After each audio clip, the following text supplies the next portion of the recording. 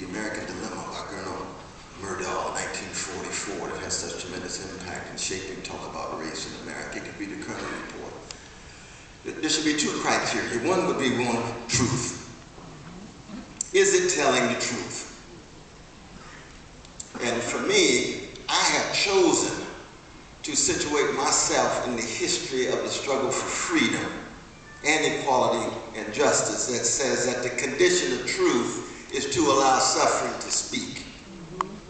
When you look at the Kerner report, you want to say to yourself, does it allow suffering peoples, and specifically suffering black people's voices, to be heard in the report? Because if those voices are not there, if it's not informed by the suffering, it's not telling the truth, at least to black people. And the second criteria is justice. And by justice, I mean in part, justice is what love looks like in public. And by love, I'm not talking about some mamby-pamby sentimental sentiment. I'm talking about a steadfast commitment to the well-being of black people. So when you read the report, you want to ask, do you discern a steadfast commitment to the well-being of black people? That's true for any text. And what do we see when we turn to the report? Well, one of the fundamental conclusions of the report is that America is moving toward two nations, two societies, separate but unequal in 1968.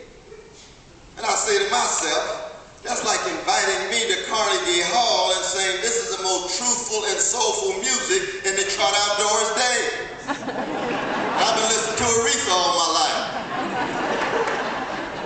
You gonna tell me in 1968 you conclude that we're moving toward two societies, a nation separate but unequal?